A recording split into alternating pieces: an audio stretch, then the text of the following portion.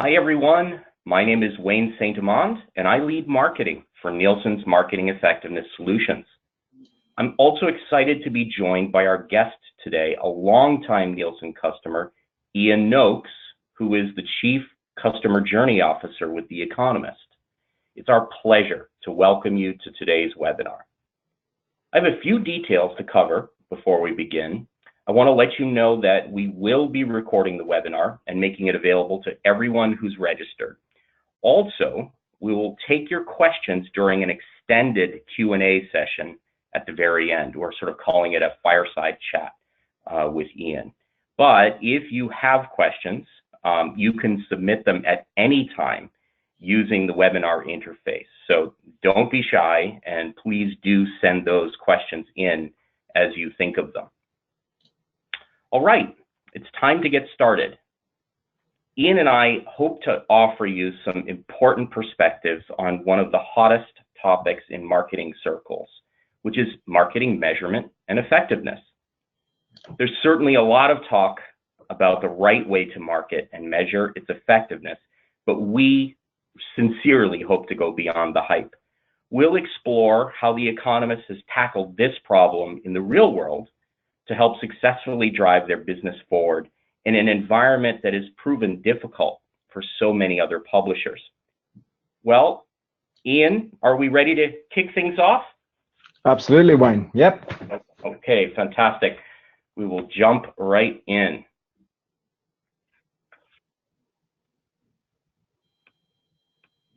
Whoop. There we go. Okay, as I mentioned, we are here today to learn much more, as much as we can, about marketing effectiveness. And I think it's always helpful to start with a definition. So here's a popular definition of this industry term. Marketing effectiveness is the measure of how productive a marketer's go-to-market strategy is toward meeting the goal of maximizing their spending to achieve a positive result in both the short and long term. So what's absolutely key about this definition is the concept and practice of measurement. And we'll soon discuss some of the ways that you can measure like a leader and better understand your own marketing effectiveness. So let's consider measurement for a moment. You know, I think for many, it sounds deceptively easy, but the reality is something entirely different. So let's take a look at some survey data on this topic. So when we think about marketing effectiveness, actually in practice, not in theory, in spite of the growing importance of measurement, many say it's more difficult than ever. So take a look at this CMO survey data. Tracking customers and prospects across the marketing journey has never been more critical, yet only 6% of marketers say they can do this well today, in spite of 90% citing it as a top priority. Well, Nielsen is privileged to work with some of the very best companies in the world, and I'm excited that we'll be able to take a look at how a leader in their industry, such as The Economist, has worked to address this challenge. So before we speak with Ian from The Economist, I'd like to quickly touch on a few critical concepts that I think you should keep in mind when considering marketing effectiveness measurement. So as marketers and advertisers, we've probably all considered the journey that consumers take as they progress toward a given goal that we have for them. They tend to experience multiple media touchpoints leading up to a specific KPI, whatever that KPI may be, whether it's an online conversion, an offline conversion, a brand engagement goal, whatever it may be.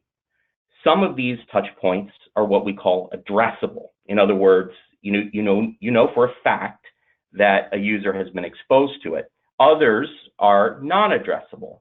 So media like TV, traditional TV, radio, print, outdoor, things like this. Understanding what's working and how to assemble the correct mix of tactics in a world with digital, cross-device, offline components. This is one of the biggest challenges that we marketers now face. And we need the kind of marketing intelligence that tends to reduce the complexity of this puzzle. It's important, though, to keep in mind that consumers definitely don't envision themselves engaged in a customer journey. They definitely don't care about how you've set up your marketing or your marketing automation workflow or really, any other tactic that's designed to reach them. At the end of the day, as consumers, they just want you, and more importantly, your marketing, to behave like you and it understand them and their needs as a consumer. Obviously, as we take a look at all of the elements that we need to understand, it's really clear that the marketing game, if you will, has changed in truly fundamental ways. And to be successful, we marketers need to target individuals, real people, person-level data in the real world. A number of point solutions over time, have obviously emerged and evolved in an attempt to achieve this, but they tend to operate in silos, and they require marketers to connect all of the dots within impossibly large sets of data. And these point solutions tend to lack the comprehensive insight that's needed to meet the requirements that we as marketers have. We need the ability to combine the profile data that we have about our customers and prospects, things like who they are, what they are like, what they want, and where they are, with marketing performance data that's measurable. Things about the experience, such as the creative, perhaps the offer, the imagery, the return on ad spend, cost per acquisition, frequency, things like this. And they should enable and provide a consolidated view of the consumer in every marketing interaction leading up to whatever your given success criteria is, whether you care about engagement, conversion, an in-store visit, in the case of The Economist, more subscriptions, conversion to subscription. Ultimately, our goal should be to understand consumer attributes and how different audiences interact with our brands across channels and across devices so that we can optimize our budgets, and create the types of relevant, personalized experiences that drive meaningful business results. If we do this well, this ultimately becomes a powerful enabler of really effective marketing. So speaking of effective marketing, I think now is a great time to transition to our guest, Ian Noakes of The Economist. I think before we begin, why don't we talk a little bit about you, Ian? Perhaps, hopefully, you're not blushing on your side, but we've had the pleasure at Nielsen and Nielsen Visual IQ to work with The Economist now for about 4 years, which I think is a long time for a marketing vendor, and we hope many years to come. From a measurement approach perspective, we work with Ian primarily in 2 areas. We look at multi-touch attribution, which is provided by Nielsen, and also marketing mix modeling. So we're really looking at both the strategic and the tactical elements within The Economist and Ian's efforts. And the goals, as we see them together, ultimately are to give credit where credit is due, right? To understand what's performing and what isn't. And to understand strategic and tactical impact across all of The Economist's media spend, whether it be in traditional media or digital media.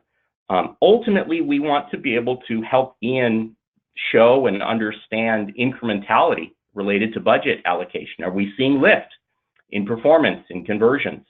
And at the end of the day, for The Economist and customers like The Economist, we're trying to collectively drive towards subscriber growth. That's the bottom line business impact of the marketing effort. So I think with that, Ian, I will hand it off to you. Thanks very much, Wayne.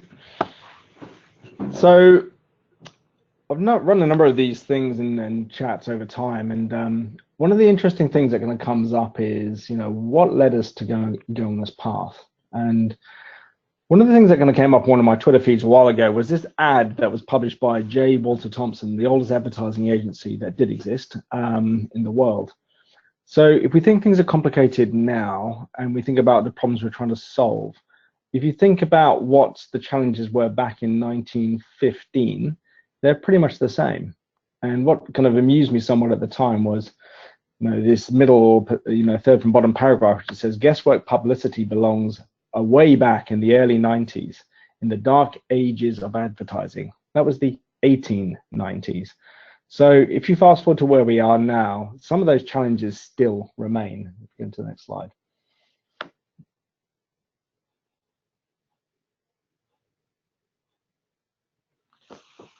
This is a massive simplification of the customer journey, and it's clearly heavily anchored to digital. But if you look at the core challenge, which is, famously coined by John Wanamaker, which was the retailer in Philadelphia, which is very much on half of the advertising I spend is wasted. The trouble is I don't know which half.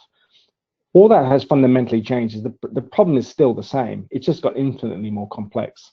We have more devices, we have more means, more surfaces, more channels to actually touch and go through.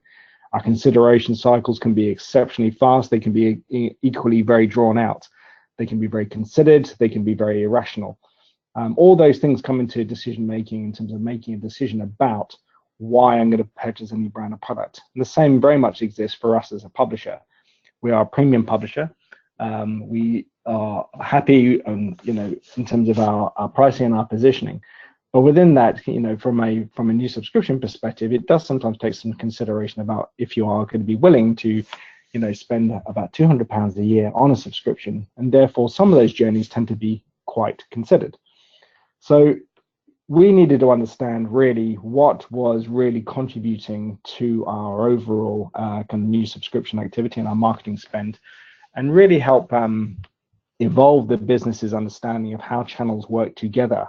Both from influencing to early on introducing, but then also closing the sales. Next slide, please.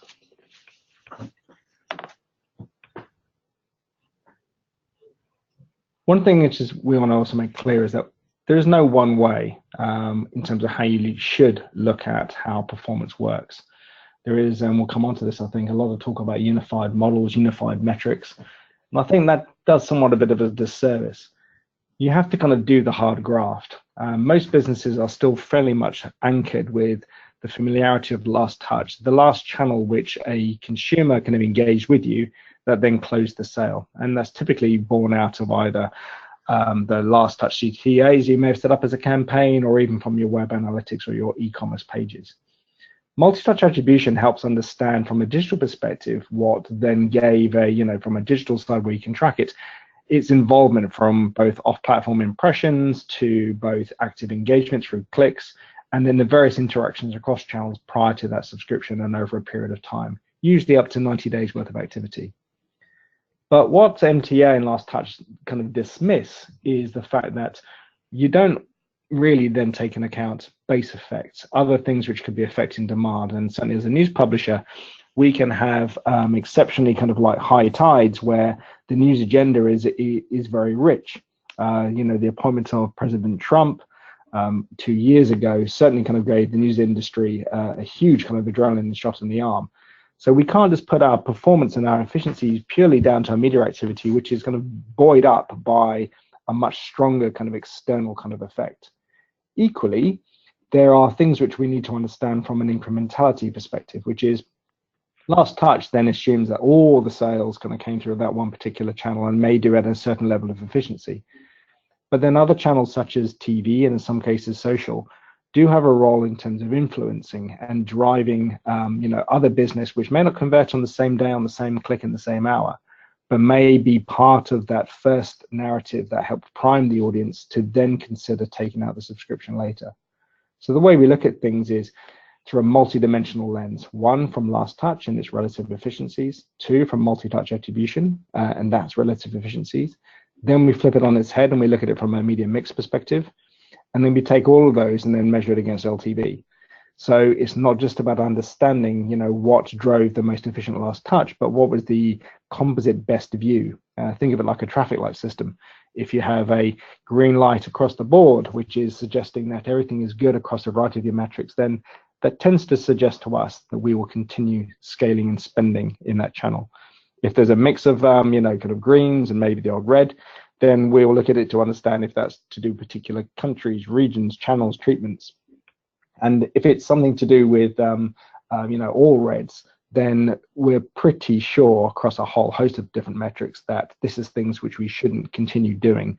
Or if we are, then we have to fundamentally change the way in which we test and go to market. Next slide. Oh, not quite that far. Thank you. So this will really take big chunks of guesswork out of our advertising, because where we kind of evolved from is that we use a whole host of these tools all together. Now, some might argue we end up in a state of analysis paralysis, but there are different people and teams involved at different areas. So we work with a variety of world-class agencies to help us kind of get our external reach through paid media. So in that regard, the actual channel tools and the bidding tools, which are typically the bread and butter for those environments and those agencies, are used as the de facto kind of in-day and intra-channel optimizations. We're not going to be starting changing attribution in a multi-day basis, multi-intraday basis using attribution. Attribution is typically looking at the mid to longer term. You don't want to be too changing your kind of your thoughts and your plans around just because metrics go up one day, because that could be all balanced to seasonality or day of week and other elements. So we use everything from web analytics to kind of understand and optimize the journey and make sure that there's no blockers and the quality of our traffic has the best chance of getting through. We then use the DSPs and the trading tools to really kind of get a sense of the in-channel optimizations and anything possible, leveraging the strength of the algorithms. We then use the NTA model, typically whilst it's refreshed on a daily basis, on a weekly basis. And that really helps us understand how these things start to work together. But what it fails to then really do is really looking at offline and broadcast channels and also the base demand effects, which then gets us onto media mix, which is run at a biannual basis. So we look at the longitudinal effects of our media activity across both paid, earned, and owned assets, and really get a sense of what is incremental and what isn't. And some of those have led to some very interesting findings, which has then led us to change how we may approach both market spend, but also particular kind of activities in market at any one time. So Wayne, I believe you have some questions. Yes, we do. Let me advance to the next slide here. So I want to let everyone know, I mentioned it earlier, that unlike most webinars where we tend to use a great many slides and leave a small amount of time at the end for Q&A, we decided with this one, since we have our client expert Ian available to us, to make a good chunk of time available to you in the audience to ask questions of Ian and learn from his expertise. I'm sure that Ian is not in a position to offer any trade secrets, and we shouldn't expect him to do that. But I think that he's had some fantastic experience understanding what works and what doesn't within the marketing mix and creating an incredibly powerful environment that is a combination of people, process, and technology, working with vendors like Nielsen and others to solve for the problem of understanding the effectiveness of marketing, and ultimately to understand what's driving new subscriptions for The Economist, given that that's the goal to help drive the business, I'm sure, among others. So I want to definitely open it up for the group to ask questions. We're going to keep about 20 to 25 minutes now open and free for Q&A. So Ian, let me just check and see if during that little preamble we've got some questions that have come in here. Well, the good news is we do. There are a few hundred people on the line, so we are starting to get some questions coming in. So As we begin this Q&A, please do continue to submit your questions, and we will, we'll continue answering until we've run out of time. All right, Ian, here's, I think, an easy one for you to answer, but I think the process behind it was far from easy in terms of all the things that needed to happen in your organization. So what led you to implement your MMM and MTA effort, or your marketing effectiveness measurement effort? Sure. Well, I think I've just seen some of the kind of questions kind of coming through as well, and I think there's one thing which we'll get to pretty quickly, which is just unbundling some of these acronyms. So apologies for those that may have kind of misunderstood a few pieces. What we're really looking at is multi-touch attribution is effectively your digital attribution, which is really looking at digital tracking of the assets you're able to track, certainly in the post-GDPR world, and then really looking at the contribution of those effects against a given outcome, of which we track 5. For media mix, we track against a single outcome, which is conversion for a new subscription.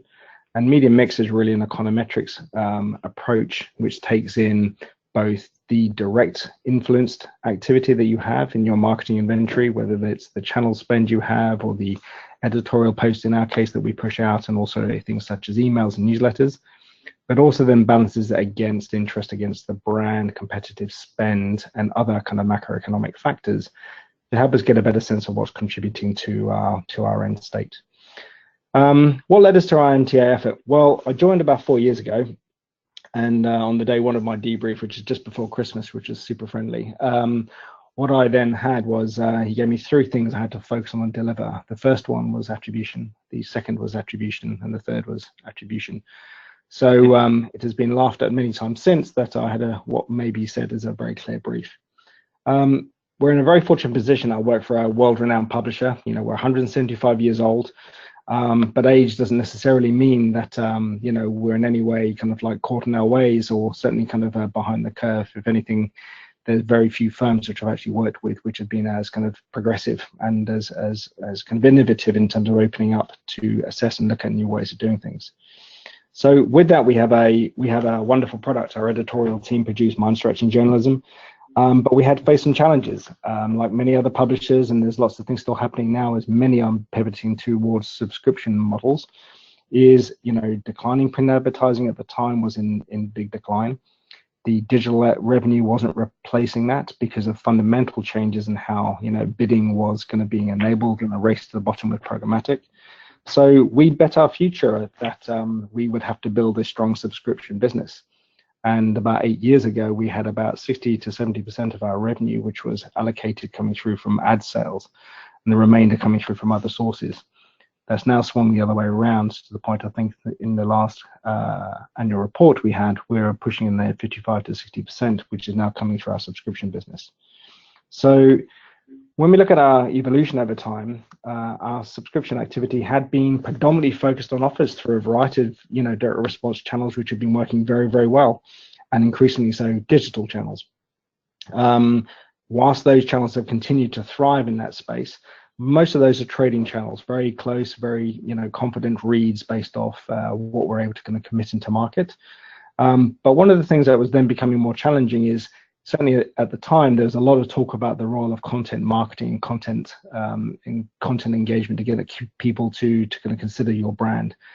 Now, for many brands, that was a challenge because you had to then think about owning a space and then clearly owning a proposition. But for a news publisher, and we're not a daily breaking news organization, we have more considered, longer-term thought pieces, looking at why the patterns are happening in the world.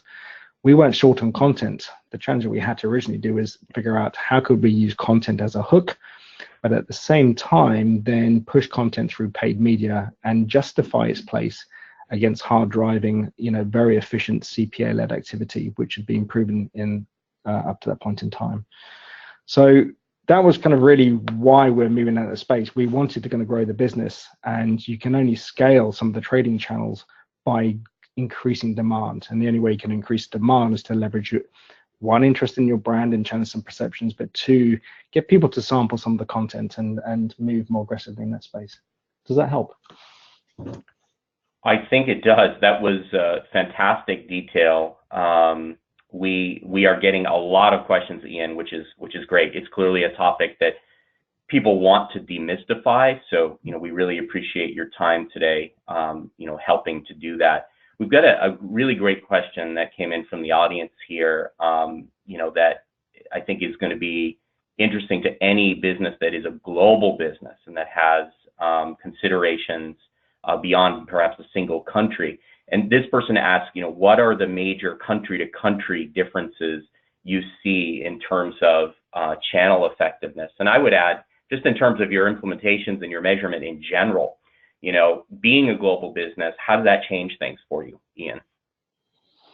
Okay, that is an interesting call. I mean, it's worth actually just talking about us as a brand and, where we have our market strengths and where we have our subscribers and our interest and demand. So majority of our subscribers are based out of the North American region, so fundamentally the US. And then it goes to the UK, then into Europe, then Asia Pacific, and then Latin America. So many of the, what you call the Western digital platforms are certainly kind of fundamentally important to us, and that includes the search engines, that includes most of the social engines, but it also includes some more traditional channels such as email in the US, direct marketing, inserts, etc. But also increasingly, we also are using other channels such as experiential, which is live in the street using brand ambassadors to use content as a hook and then get to people to engage with the conversation and hopefully then take up subscription right there on the spot. Sometimes walking away with things like insectized cream or other things to bring the content that we've written about to life.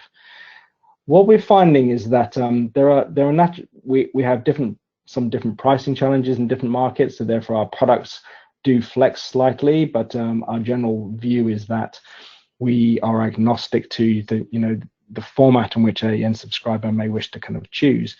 It's then down to understanding what channels then work. What we do find is that social universally works across a variety of regions, as does naturally search in that space.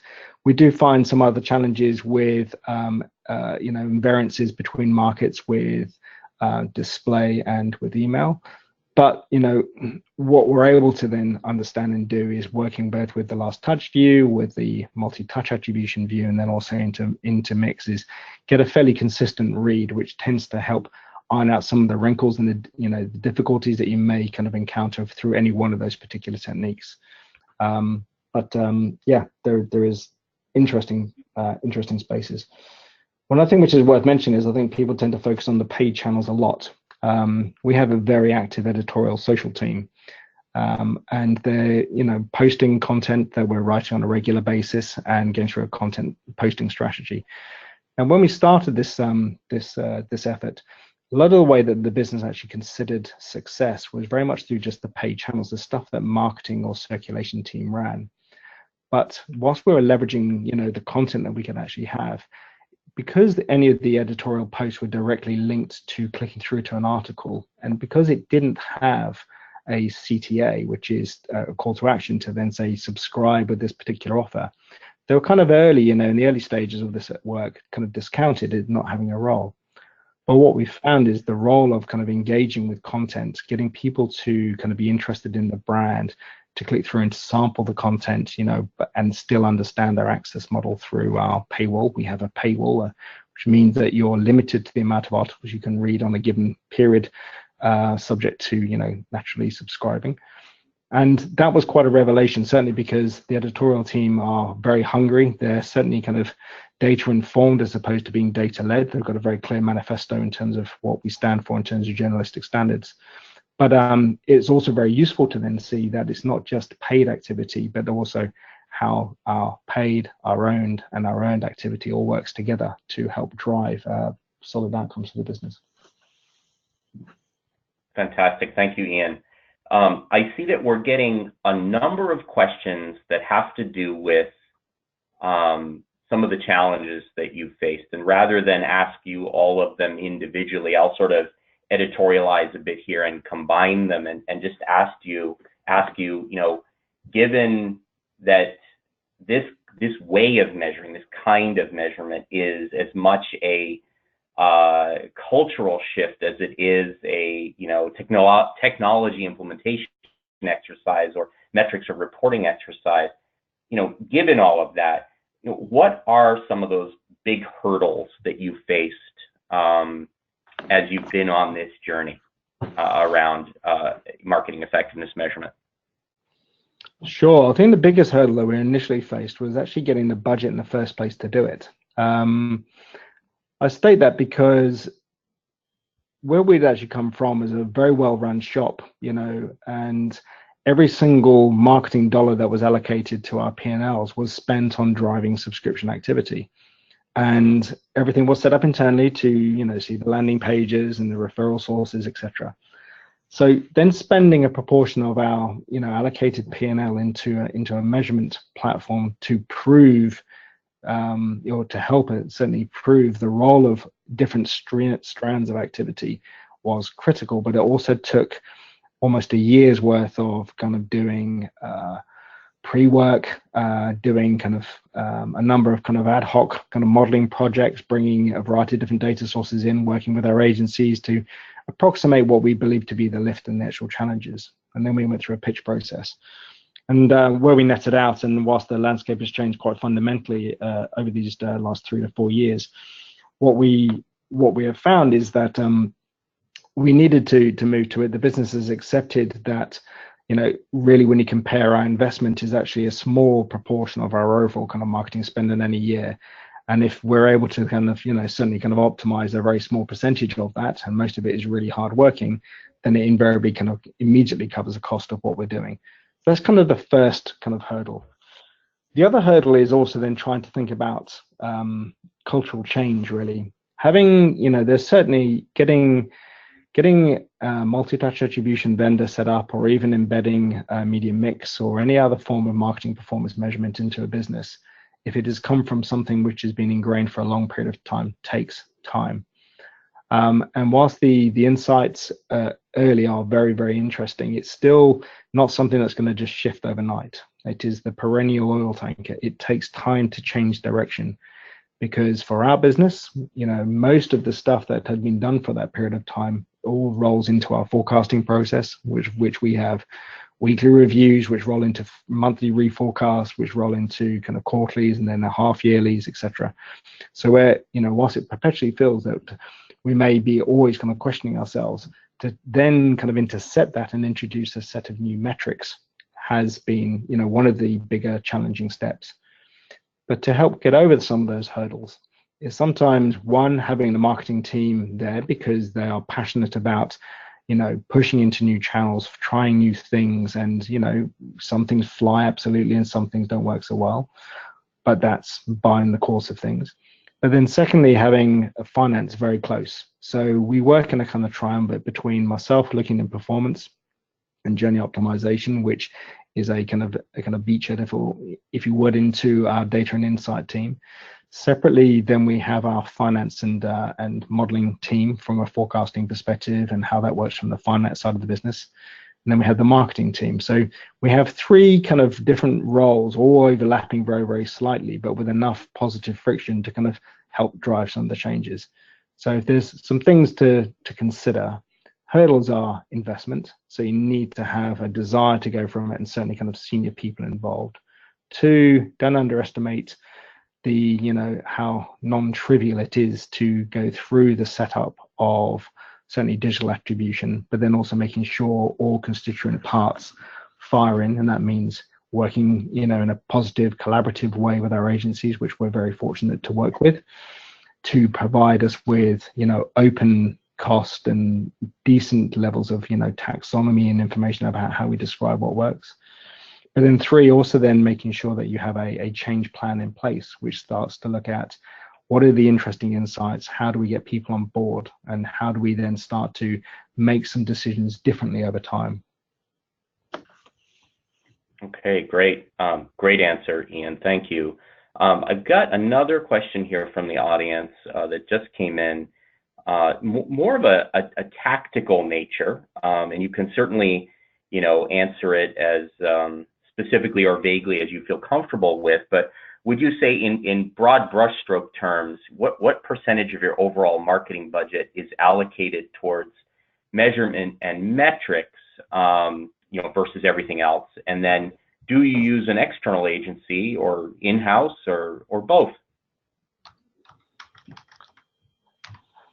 So, first question was what percentage of our spend kind of goes on to kind of attribution and metrics against our marketing?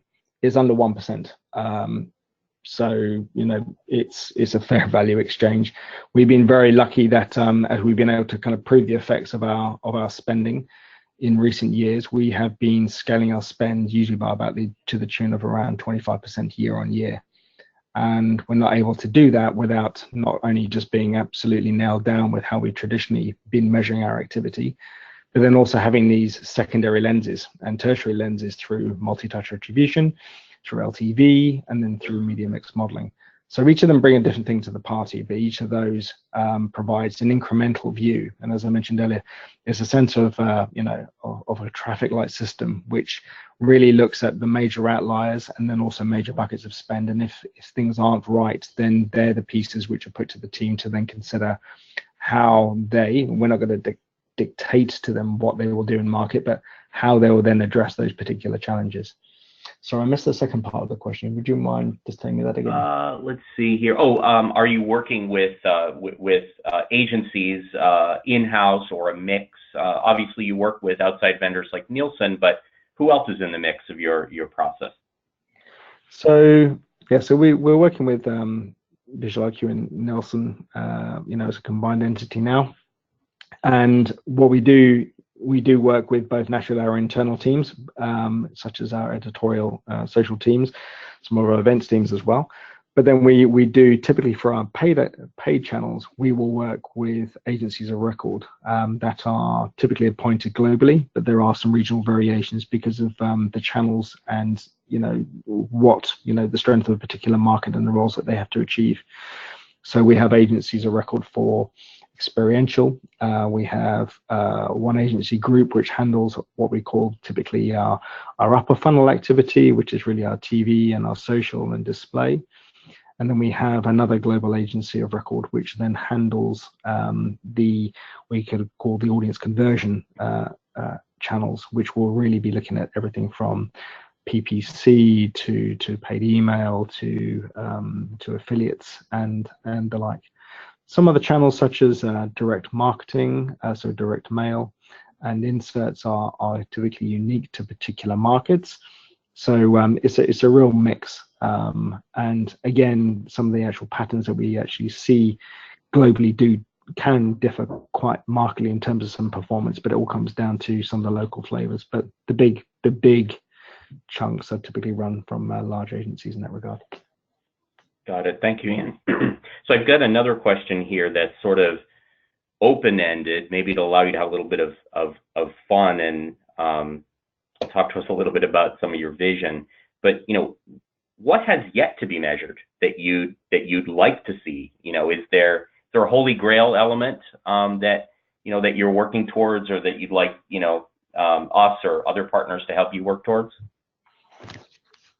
Yeah, I mean, in an ideal world, everything would be beautifully measured and tagged, and in such a way that you can get to infinite levels of discrete levels of data. But the reality is with certainly changes in privacy, which we of course respect and acknowledge and certainly kind of implement. But there's also things which are just inherently difficult to measure. Things such as we have a PR team internally. Now, PR team, if you think of the challenge, unlike some other brands, yes, they're there to kind of help, get our word out to broader spaces and places, whether it's getting our editor in chief or our journalists into conversational TV shows or into events or platforms to discuss. But then also on a weekly basis, I'm naturally then talking about, the leaders that we're talking about in a given week. Now, the challenge will, of course, that's a big chunk of the work that the team do, and they do wonderfully well, is, well, how, if we know that we're going to be pitching these leaders on a weekly basis when we publish what our cover is going to be on a Thursday, which is then kind of available on a Saturday, it's really hard to then isolate that effect because it falls into the general sales cycle that we'll see on a regular basis. which will both be demand to our web traffic and our kind of surfaces, both in terms of social and our apps, but then also in terms of what we then see through newsstand as well. So we still, of course, sell the print edition directly if you wish to buy it on a per issue basis in newsstand. So some of those things which we know we do particularly well, but struggle to get a really strong read, are things such as PR. But in an ideal world, would have most things kind of linked up with degrees of confidence. But I think in reality, nothing will ever be perfect. And if you wait for perfection, you'll stand still and you will never move on forward with any level of speed. You have to make some bets. Most of the approaches that you'll ever deal with are all going to be directional to one sense or another. And what we're really looking for is where these directions all align in the same, and point in the same direction. And within that, it's not gut, it's just experience and a solid set of marketing team members that can then take that and then bring that to life in terms of the most efficient plans and the most effective ways of actually communicating in market. Fantastic. Thank you, Ian. So just looking at the time here, I think we've got time for about 2 more questions. I'm going to take you back into a little bit more of a tactical direction for this next question. So for channels like display that typically get devalued with a last click model, do you have to do a lot of internal education to get people to believe MTA-based metrics and how this way of looking at the data assigns value to things in a non-intuitive way? Sorry for the long question, but good tactical question there.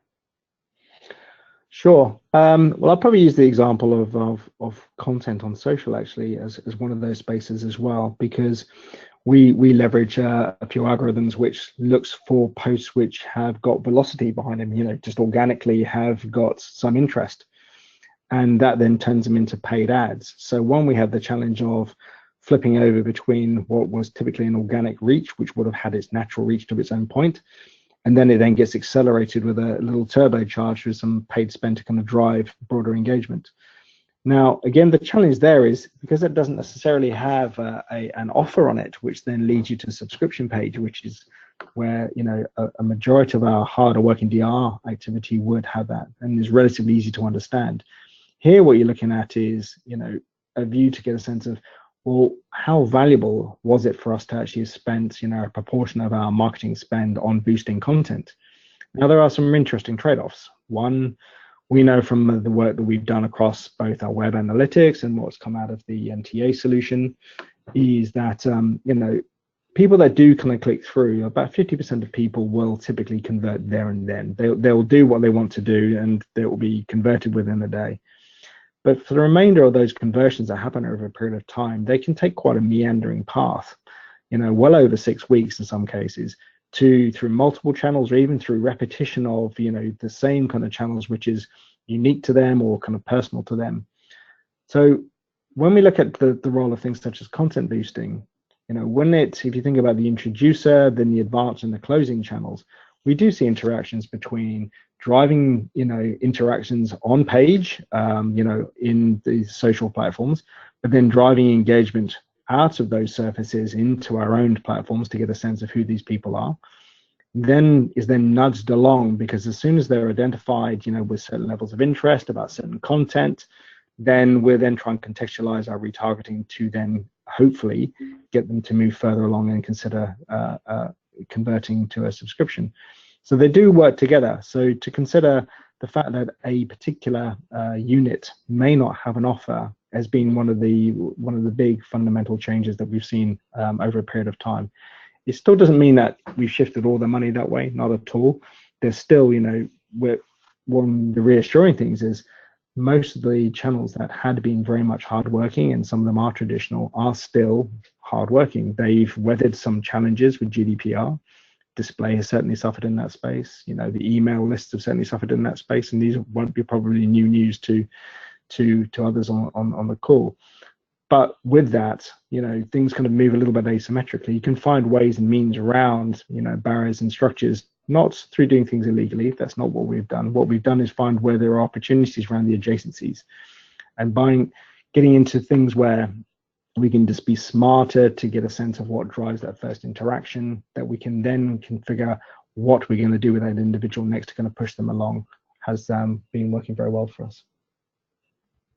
Great. One last question for you, Ian, and I think this is an appropriate question to wrap on, which is, do you have any tips for the audience today regarding, how you've built your team, structured your people, any of your processes, any of your technologies that you feel has, got you and your organization to where it is today? Any tips, general or specific, that you'd be willing to share?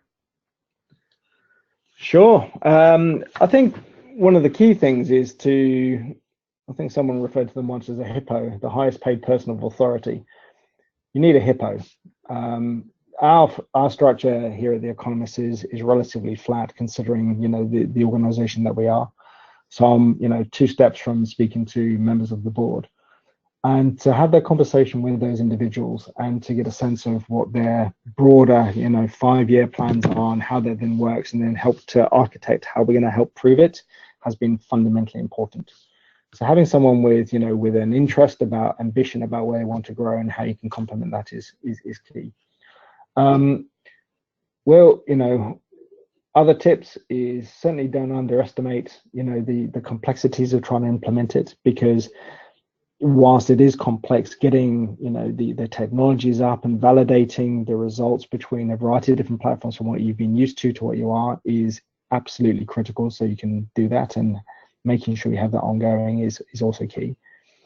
I would also say that don't do things in a kind of we kind of went out of the blocks quite hard in respect of some other businesses I've been aware of have, when they've rolled out multi-touch attribution, they've tended to look at it either for a channel or a particular region. We went globally straight away, partly because the technologies and the vendors were able, we'd rationalized our roster, so that made it easier. But it also meant that whilst we could implement all the technology that started doing things worldwide, what we could then do is focus on our core markets and then validate those, and then move those progressively through a set of tests to get confidence both within a singular channel and optimizations before going to multi-channel optimizations.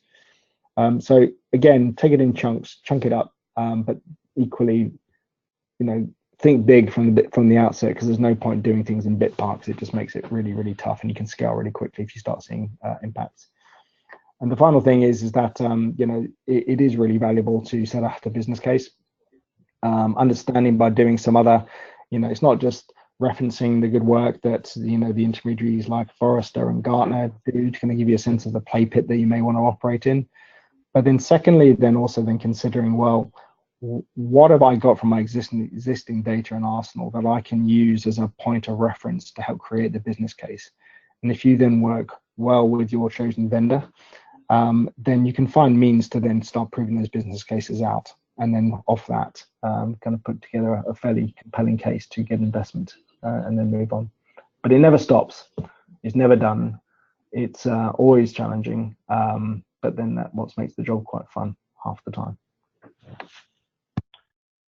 Ian, thank you so much. Fantastic advice there to end things on. I think with that, we'll now bring the webinar to a close. Ian, I'd like to thank you on behalf of everyone at Nielsen.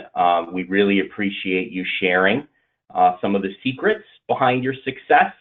I know that our audience found value in this session. So on behalf of everyone at Nielsen, we want to thank everyone in the audience for attending today's webinar. We will certainly be in touch in the weeks to come with additional exciting topics for you from a webinar perspective. So keep your eyes open for those additional invites. Once again, thanks everyone, and goodbye for now. Thank you.